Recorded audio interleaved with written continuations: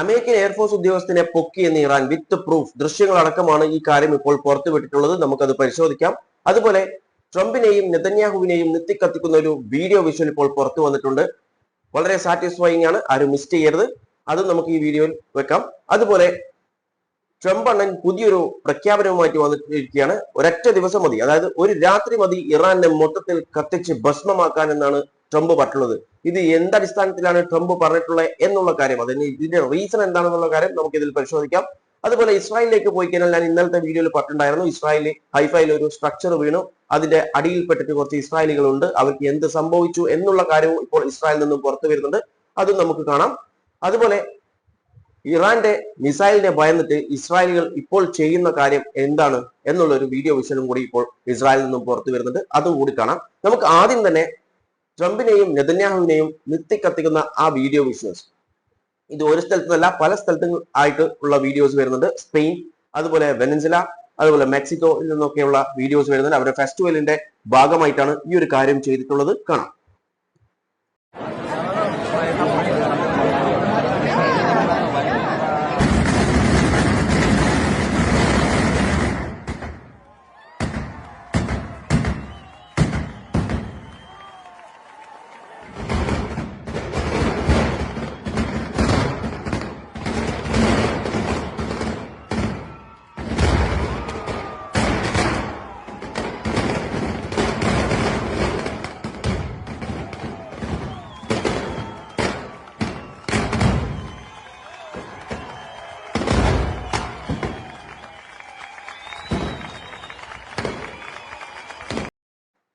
ഇപ്പോൾ കണ്ടിട്ടുള്ളത് സ്പെയിനിലെ വിഷ്വൽസ് ആണ്. ഇനി മെക്സിക്കോയിലെ വിഷ്വൽസും കൂടി കാണാം.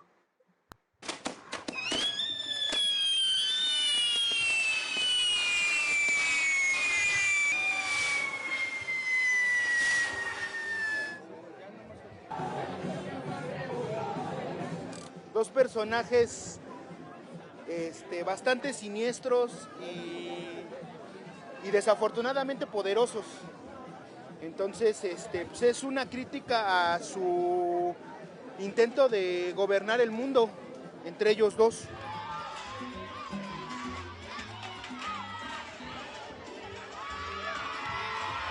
Pobre en su choza, libertad pidió, aire santo no.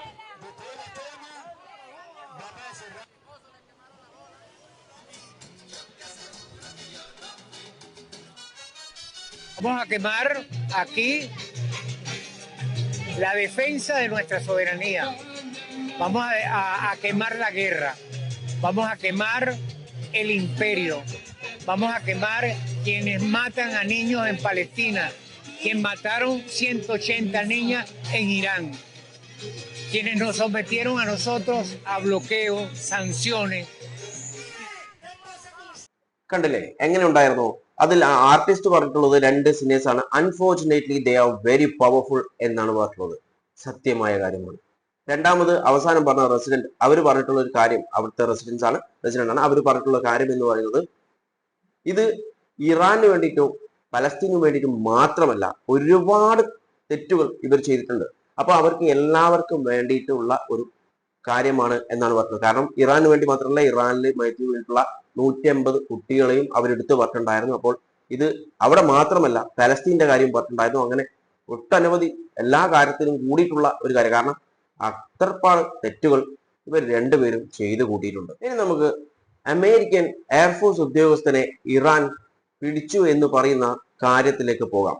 ആ കാര്യത്തിലേക്ക് നോക്കിയാൽ പല സോഷ്യൽ മീഡിയ അക്കൗണ്ട്സിലും വന്നിട്ടുള്ള ഒരു ദൃശ്യമാണ് ഈ കാണുന്നത്. ഓക്കെ, ഇവിടെ പറഞ്ഞിട്ടുള്ളത് അമേരിക്ക ആദ്യം പറഞ്ഞിട്ടുള്ള, അതായത് അമേരിക്ക രക്ഷിച്ചു എന്ന് പറഞ്ഞിട്ടുള്ള എയർഫോഴ്സ് ഉദ്യോഗസ്ഥരെ ഇറാൻ ക്യാപ്ചർ ചെയ്തിട്ടുള്ള ദൃശ്യമാണ് ഇത് എന്നാണ് പറഞ്ഞിട്ടുള്ളത്. ചില അക്കൗണ്ട്സിൽ പറഞ്ഞിട്ടുള്ള ഒരു കാര്യം എന്ന് പറയുന്നത്, it's officially announced that an American soldiers with the rank of pilot captain was captured after her plane crashed. Plane crash ആയ ഉടനെ തന്നെ പിടിച്ചു എന്നാണ് പറഞ്ഞത്. അതായത് ഇത് വേറെ ഒരു ആളാണെന്നുള്ള രീതിയിലും പറഞ്ഞു വരുന്നുണ്ട്. അതായത് രണ്ട് രീതിയിൽ ഈ കാര്യം പുറത്തു വന്നുകൊണ്ടിരിക്കുന്നത്. ഒന്ന് ന്യൂ ആണ്, ഒന്ന് ആദ്യമേ വീണ ആ ഒരു ഫൈറ്റർ ജെറ്റിന്റെ ആളാണെന്ന രീതിയിലും ഇത് പ്രചരിക്കുന്നുണ്ട്. ഇതിനെ കുറിച്ചിട്ടുള്ള കാര്യങ്ങൾ നോക്കിയപ്പോൾ മനസ്സിലായിട്ടുള്ളത്, ഇത് ഇറാൻ ഒഫീഷ്യലി എവിടെയും പറഞ്ഞതായിട്ട് കാണുന്നുമില്ല. അതുപോലെ ഈ കാണുന്ന വിഷ്വൽ, അതായത് ഈ ഫോട്ടോ എന്ന് പറയുന്നത് ഫേക്ക് ആണ്, AI വീഡിയോ ആണ്, അല്ലെങ്കിൽ മാനിപ്പുലേറ്റഡ് വീഡിയോ എന്നാണ് ഇപ്പോൾ കിട്ടുന്ന റിപ്പോർട്ട്സ് പറയുന്നത്.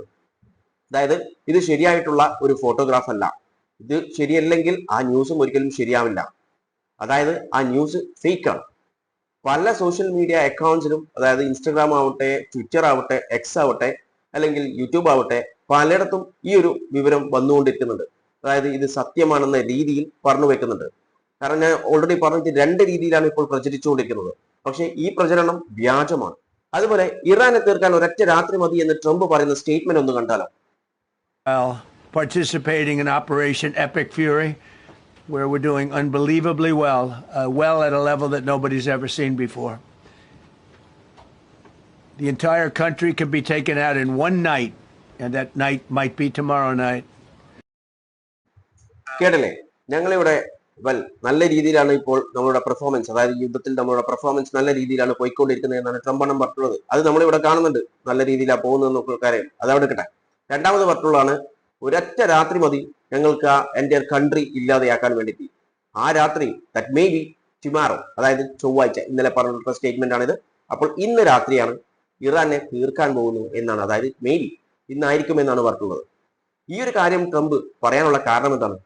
ട്രംപിന് പ്രൊവോക്കേഷൻ വന്നിട്ടുണ്ട്. കാരണം മിനിയാന്ന് ഒരു 48 മണിക്കൂർ സീസ് ഫയർ പറഞ്ഞിട്ടുണ്ടായിരുന്നു. അതിനുള്ളിൽ ഈ സീസ് ഫയർ കഴിയുന്നതിന് മുൻപ് ഒരു ഡീലിലേക്ക് എത്തും എന്നാണ് പറഞ്ഞിട്ടുള്ളത് ട്രംപ്.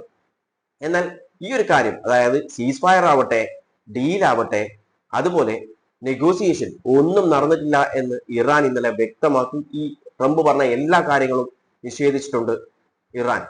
അപ്പോൾ അതിൽ കലിതുള്ളിയാണ് ട്രംപ് അണ്ണൻ ഈ ഒരു കാര്യം പറഞ്ഞത്. ട്രംപ് അണ്ണന്റെ കാര്യം നോക്കിയാൽ ഫുൾ കോമഡിയാണ്. കാരണം ട്രംപ് അണ്ണൻ മാർച്ച് 21 ഒരു 48 hours തീർക്കുമെന്ന് പറഞ്ഞിട്ടുണ്ടായിരുന്നു. പിന്നെ മാർച്ച് 23 പോസ്റ്റ്പോണ്ടഡ് ഫോർ 5 days, 5 ദിവസത്തേക്ക് പോസ്റ്റ്പോൺ ചെയ്തു. പിന്നെ മാർച്ച് 26 ആകുമ്പോഴത്തേക്കും പോസ്റ്റ്പോണ്ടഡ് ഫോർ 10 days, 10 ദിവസത്തേക്ക് നീട്ടിവെച്ചു. ഏപ്രിൽ 4 ആകുമ്പോഴത്തേക്കും ഒരു 48 hours വെച്ചിട്ടുണ്ട്. ഏപ്രിൽ 5 ആകുമ്പോൾ പോസ്റ്റ്പോണ്ടഡ് ടു ഏപ്രിൽ 7. അങ്ങനെ നീട്ടി കൊണ്ടുപോയാണ് ട്രംപ് അണ്ണൻ. അതായത് പറഞ്ഞ വാക്കിന് വിലയൊന്നുമില്ല. അത് മാത്രമല്ല, നോക്കി വായിക്കുന്ന കണ്ടില്ല. എനിക്ക് തോന്നുന്നു ഇവിടെ എന്താണ് ശരിക്കും നടക്കുന്നതെന്ന് ഇയാളോട് പോലും ആരും പറയുന്നില്ല എന്ന് തോന്നുന്നു. ഇയാളത് ശ്രദ്ധിക്കുന്നില്ല എന്ന് തോന്നുന്നു. ഇയാൾക്ക് വരുന്ന വായിൽ വരുന്ന കാര്യങ്ങൾ ഒരിടത്ത് പോയിട്ട് പറയാം, മറ്റിടത്ത് ആരെങ്കിലും എഴുതി കൊടുത്ത കാര്യങ്ങൾ വിളിച്ചു പറയാം. എഴുതി കൊടുത്ത ആളാണെങ്കിൽ കോമഡിയാണ്. കാരണം ഇയാൾ വല്ല കഥ എഴുതുന്ന ആളാ മറ്റാണെന്ന് തോന്നുന്നു. കാരണം ചിലത് കേൾക്കുമ്പോൾ കഥ ഒക്കെ വിളിച്ചു പറയുന്ന പോലെയാണ് പറയുന്നത്. ഇനി നമുക്ക് ഇസ്രായേലിലെ ആളുകൾ ഇറാൻ ബോംബ് വരുമ്പോൾ ചെയ്യുന്ന ചില കാര്യങ്ങൾ, അതായത് മിസൈൽസ് വരുമ്പോൾ അല്ലെങ്കിൽ അതിന്റെ സൈറൻ അടിയുമ്പോൾ ചെയ്യുന്ന ചില കാര്യങ്ങളുടെ വിഷ്വൽസ് പുറത്തു വന്നിട്ടുണ്ട്.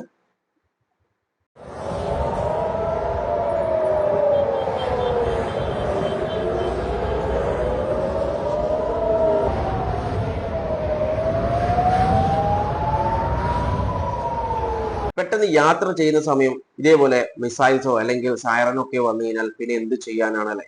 ഇതുപോലെയുള്ള അവസ്ഥയാണ് ഇസ്രായേലിൽ നിന്നും ഓരോ ദിവസം കഴിയുന്നതിന് വീഡിയോ വിഷ്വൽസ് പുറത്തു വന്നുകൊണ്ടിരിക്കുന്നത്. അതായത് ഇസ്രായേൽ എല്ലാ ഭാഗത്തും അറ്റാക്കിംഗ് നടക്കുന്നില്ല, പക്ഷെ പല ഭാഗത്തായിട്ട് നടക്കുന്നുണ്ട്. ആ നടക്കുന്ന സ്ഥലങ്ങളിലുള്ള അവസ്ഥകൾ ഇതൊക്കെയാണ്. ഭയന്നിട്ടാണ്, ഓരോ നിമിഷവും ഭയന്നിട്ടാണ് അവർ ജീവിച്ചുകൊണ്ടിരിക്കുന്നത്. ഇപ്പോൾ തന്നെ ഞാൻ പറഞ്ഞു, ഇസ്രായേലിൽ ഹൈഫയിൽ മിനിയാന്ന് ഒരു മിസൈൽ അറ്റാക്ക് ഇറാന്റെ ഭാഗത്ത് ഉണ്ടായിരുന്നു.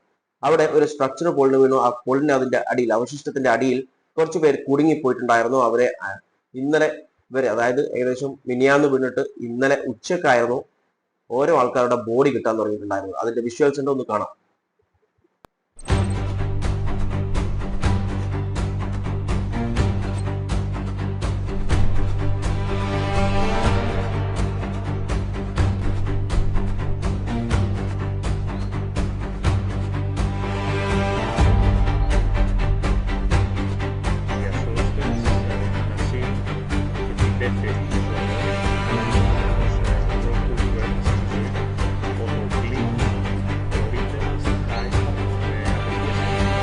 ബോഡീസ് അവിടെ നിന്ന് ലഭിച്ചിട്ടുണ്ട് എന്നുള്ള വിവരങ്ങളാണ് ഇസ്രായേലി മീഡിയ ഇപ്പോൾ പുറത്തു വിട്ടുകൊണ്ടിരിക്കുന്നത്. അതുപോലെ ഒരുപാട് പേർക്ക് ഇഞ്ചുറീസ് ഉണ്ടായിട്ടുണ്ടെന്ന് ഇന്നലെ തന്നെ ഹോസ്പിറ്റലൈസ്ഡ് ആണെന്നുള്ള റിപ്പോർട്ടുകൾ ഇന്നലെ തന്നെ പുറത്തു വന്നിട്ടുണ്ടായിരുന്നു. അപ്പോൾ ഇങ്ങനെയൊക്കെയാണ് ഇസ്രായേലിന്റെ കാര്യങ്ങൾ പോയിക്കൊണ്ടിരിക്കുന്നത്.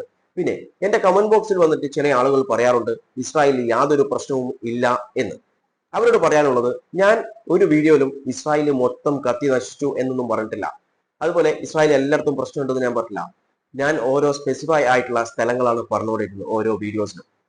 അപ്പോൾ അതിന്റെ വീഡിയോ ദൃശ്യങ്ങൾ ഞാൻ വെക്കുന്നുണ്ട്. ഈ ദൃശ്യങ്ങൾ ഒന്നുകിൽ ഇസ്രായേലി മീഡിയ പുറത്തുവിടുന്നത് തന്നെയാണ്, അല്ലെങ്കിൽ മറ്റു മീഡിയാസ് പുറത്തുവിടുന്ന വിഷ്വൽസ് ആണ് ഞാൻ പ്ലേ ചെയ്യുന്നത്. അപ്പോൾ ഒന്നും അവിടെ സംഭവിക്കുന്നില്ല എന്ന് പറയുന്നത് ശരിയല്ല.